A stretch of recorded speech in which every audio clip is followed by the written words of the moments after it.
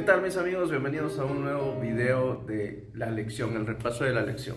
Como dije en el video anterior y como digo siempre en mis videos, este no es un reemplazo de tu estudio de la lección. Este es nada más para que estudiemos juntos y aprendamos quizás algunas cosas que tú pasaste por alto en tu lección o quizás no entendiste, porque no todos entendemos o recibimos la palabra de Dios de la misma manera. Todos tenemos un punto clave y para eso es exactamente el repaso de la lección, para poder completar lo que aprendió cada uno y poder llegar a un punto entre todos. Entonces, esta semana, que es la segunda lección del primer trimestre del 2025, se titula Amor Pactual. Y prácticamente vamos a estar repasando un poco sobre la lección pasada que hablaba del amor de Dios, el amor de pura gracia, pero en esta lección en particular tocamos un punto clave.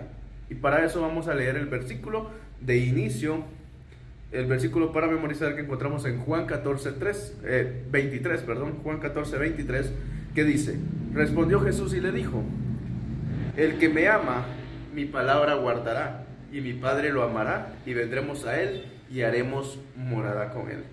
¿Cómo sabemos, cómo sabe Jesús si nosotros lo amamos? Porque guardamos su palabra.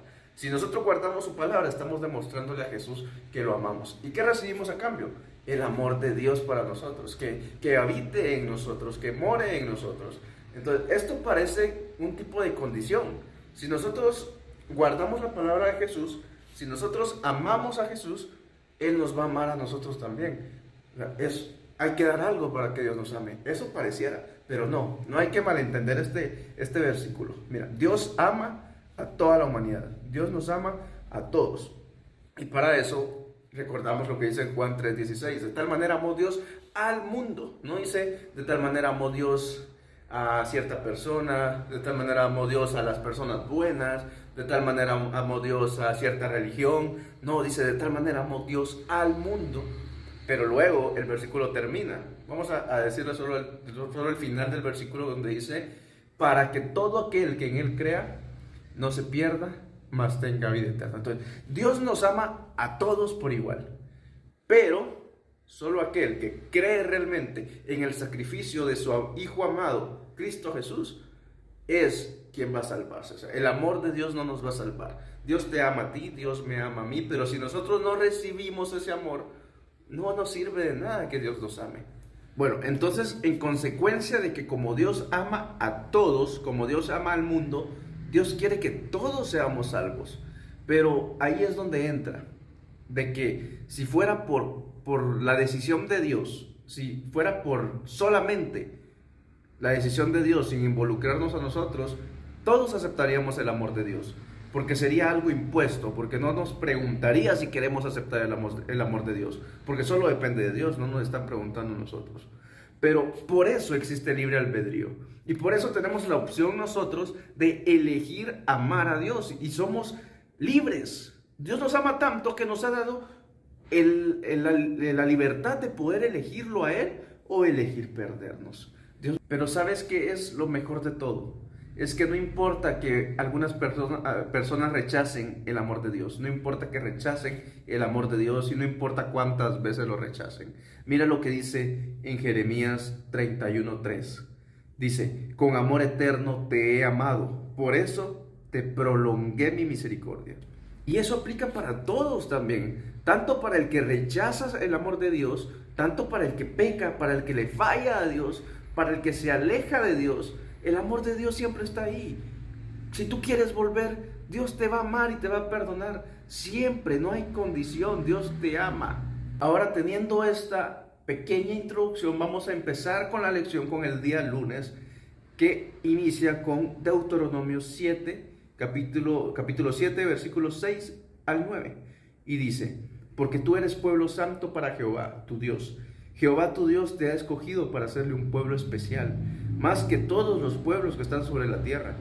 No por ser vosotros más que todos los pueblos os ha querido Jehová y os ha escogido, pues vosotros erais el más insignificante de todos los pueblos, sino por cuanto Jehová os amó y quiso guardar el juramento que juró a vuestros padres, os ha sacado Jehová con mano poderosa y os ha rescatado de servidumbre, de la mano del faraón, rey de Egipto.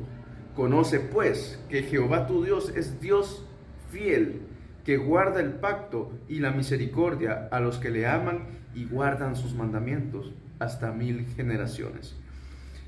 En el versículo 9 de Deuteronomio, que acabamos de leer, podemos ver que inicia una relación de amor pactual. ¿Cómo amor pactual? Dice, pues conoce que Jehová tu Dios es Dios fiel, que guarda el pacto y la misericordia a los que le aman y guardan sus mandamientos. Es un amor pactual, un amor de pacto. ¿Okay? Tú me amas y guardas mis mandamientos, yo te otorgo mi misericordia. Yo te perdono y yo estoy para ayudarte en lo que tú quieras. Tú no guardas mis mandamientos, ok, yo no voy a hacer nada por ti. Dios lo está diciendo, pero no porque no te ame, simplemente porque tú escoges no aceptar el amor de Dios. Todos los hijos de Dios son bendecidos. Tú aceptas el amor de Dios, tú guardas la ley de Dios porque lo amas, tú sigues los caminos de Dios, Dios te va a bendecir y Dios va a estar contigo en todo momento. Pero si tú no aceptas el amor de Dios, Dios es claro en Deuteronomios y dice que tú tienes que amarlo para que Él te pueda bendecir. Está claro acá. Dios muestra que su bondad y su misericordia es fiable, que simplemente tenemos que hacer ciertas cosas. Y no es, como dije al principio, que su amor sea condicional, pero su misericordia, su perdón, tampoco es que sea condicional, pero tenemos que ganarnos ese perdón. El perdón está ahí, pero si nosotros no queremos recibirlo, no podemos hacer nada. Dios no puede hacer nada por nosotros. Entonces, repasemos nuevamente. Estas no son condiciones para recibir el amor de Dios. Estas condiciones son para entrar en el reino celestial, para salvarte. Dios te ama, pero no te va a salvar. Tú debes decidir salvarte. ¿Y cómo? Guardando la ley de Dios. Con esto en mente vamos a pasar al día miércoles, que se titula Misericordia Perdida. ¿Cómo podemos nosotros perder la misericordia de Dios? Mira, en Mateo 28, del versículo 23 al 35, se relata la parábola de Jesús, donde nos cuenta que el rey le perdonó una deuda complicada de pagar a su siervo, y aún mientras el rey le perdonó esa deuda, que era bastante, porque dice la parábola que le debía 10,000 talentos. Y haciendo cuentas, si uno se pone a investigar, un talento equivale a 6,000 denarios. Entonces, un denario era lo que se le pagaba a una persona por día de trabajo. Quiere decir que en el año podía ganar aproximadamente, si trabajaba todos los días, unos 366 o 65, dependiendo, denarios. Imagínate, tenía que pagarle más de 10,000 talentos. ¿Cuándo iba a juntar esa cantidad? No le alcanzaba. Haciendo las cuentas, las sumas y todo, le tenía que trabajar 200,000 años para pagarle esa deuda al rey, lo cual no iba a poder. Sin embargo, el rey le perdonó con su misericordia. Movido a la misericordia, tuvo compasión de su siervo y le perdonó. Pero luego Jesús nos cuenta en esa parábola que este mismo siervo, saliendo, se encuentra a un consiervo, a un compañero de trabajo, que le debía solamente 100 denarios, le debía 100 días de trabajo. Y el consiervo le suplicó que tuviera misericordia de él y que él iba a pagar todo lo que le debía. Era una deuda que sí se podía pagar, no como la de él. Sin embargo, él no quiso tener misericordia y compasión de su compañero de trabajo y lo entregó a la cárcel, lo echó en la cárcel. Entonces, cuando el rey se enteró de esto, mandó a llamar a su siervo y le dijo: siervo malvado, yo te perdoné una deuda grandísima y tú no quisiste perdonarle una miserable deuda a tu compañero de trabajo. Entonces le quitó todo lo que tenía y lo entregó a los verdugos hasta que pagara todo lo que tiene. En esta parábola termina diciendo Jesús, en el versículo 35 de Mateo 28, dice: así también mi Padre Celestial hará con vosotros si no perdonáis de todo corazón cada uno a su hermano sus ofensas. ¿Te das cuenta cómo podríamos llegar a perder la misericordia de Dios? La misericordia de Dios, igual que el amor, están ahí para que nosotros los tomemos, pero sin embargo, nosotros como hijos de Dios, si guardamos su palabra, tenemos que también representar su amor y demostrarle el amor y la misericordia de Dios al mundo entero. Si Dios nos perdona a nosotros, ¿cómo no vamos a perdonar nosotros a las demás personas? Si Dios nos perdona cosas que nosotros no merecemos que nos perdone, ¿cómo no vamos a perdonar nosotros a personas que tal vez no hicieron una cosa tan mala como la que nosotros muchas veces le hacemos a Dios al momento de fallarle? ¿Te das cuenta cómo podemos llegar a perder la misericordia de Dios? Para poder tener la misericordia de Dios tenemos que darle misericordia a los demás. De gracia recibisteis, dad de gracia. Eso nos lleva al día jueves. Ha recibido gratis, da gratis, se titula el día jueves. Así como el siervo de la parábola recibió el perdón, él tenía la obligación de darle el perdón a su compañero de trabajo. Tal vez no perdonarle la deuda, pero ser misericordioso con él, darle tiempo que se la pagara conforme el otro compañero de trabajo pudiera. Nosotros, es cierto, no podemos ser iguales a Dios. Es imposible ser como Dios. Somos seres humanos y nuestra naturaleza es una naturaleza de pecado. Nosotros nacimos en un mundo pecador. Pero lo que sí podemos es, con la ayuda de Dios, tomar las mejores decisiones. Quizás no perdonar la deuda completa de alguien. No te estoy diciendo literalmente, es un ejemplo. Pero tal vez no perdonarle la deuda completa, que no te vaya a pagar. Simplemente darle tiempo para que te pague. Ser misericordioso con él, tener compasión de él, tener misericordia. Eso es lo que significa tener misericordia. Eso es lo que Dios quiere que nosotros hagamos con las demás personas. Quiero que leamos el versículo que se encuentra acá en el día jueves de Romanos 5:8, que dice: pero Dios muestra su amor para con nosotros, en que siendo aún pecadores, Cristo murió por nosotros. ¿Te imaginas tú cuando yo, por ejemplo, voy a dar mi vida por alguien que no se lo merece? ¿Te imaginas tú dar tu vida por alguien que quizás no se lo merece, entre comillas? Porque tú crees que no es digno de que tú mueras por esa persona. Claro, por tu mamá, por tu papá, por tu esposa, por tus hijos, tú darías tu vida sin pensarlo. Pero ¿qué tal dar tu vida por aquel vecino peleonero, chismoso, que solo pasa maltratándote, que solo pasa criticándote, que solo pasa hablando de ti? ¿Lo harías? Cristo no vio todo eso. Cristo no vio lo malo en nosotros, como nosotros vemos lo malo en los demás.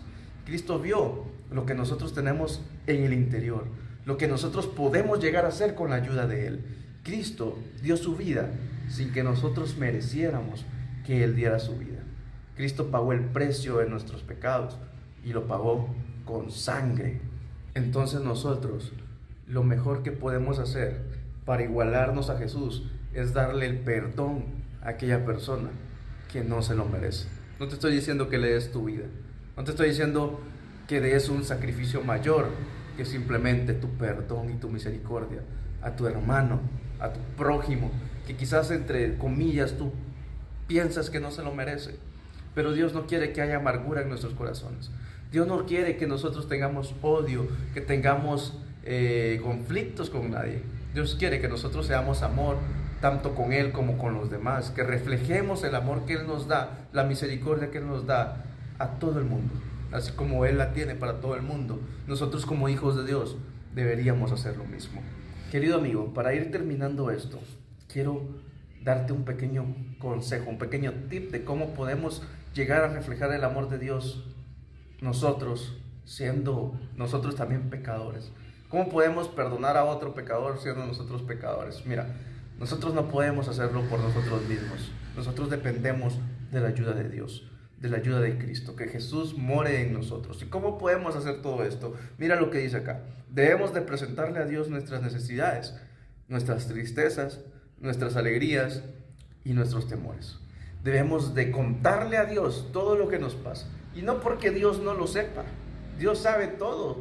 Dice una parte de la Biblia, no tengo el texto a mano, pero dice que Dios tiene contados los cabellos que hay en tu cabeza. Dios sabe cuántos cabellos tienes. Imagínate que no vas a saber. Es una metáfora para saber cuánto sabe Dios. Dios lo sabe todo. Entonces, ¿para qué le vamos a contar? Le vamos a contar porque nosotros tenemos la intención de hablar con Dios, de tener una relación con Dios. Y al momento de nosotros pedirle ayuda, le estamos permitiendo que Él nos ayude, porque el amor de Dios hemos visto que está ahí, pero que no nos sirve de nada si nosotros no lo tomamos. La ayuda de Dios es igual. La ayuda de Dios está para ti, pero por el libre albedrío, por nuestras propias decisiones, Dios nos permite hacer las cosas solos.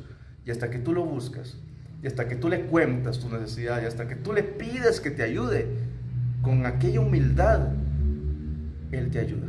Porque tú le estás, en ese pedido de auxilio, tú le estás dando permiso para que Él intervenga en tu vida y que Él te ayude y te saque adelante. Yo te invito a que hagas que tu comunión con Dios sea todos los días, sea una comunión estrecha. Nosotros podemos hablar con Dios por medio de la oración y Él nos responde siempre a través de su palabra, a través de la Biblia. Y no, a veces no solo leyendo, o a veces muchos creen que van a la Biblia y la abren y que en esa página y dice Dios háblame, y leen y Judas y se ahorcó y entonces no es una señal de Dios. No pienses que con abrir la Biblia y ir a un versículo al azar Dios está hablando. No, eso requiere un estudio, requiere la sabiduría del Espíritu Santo, que tú dejes que Dios te hable, que tú escuches a Dios así como también le hablas. Te invito a que reforcemos esta comunión con Dios y nos vemos la próxima semana en el siguiente video. Que Dios te bendiga.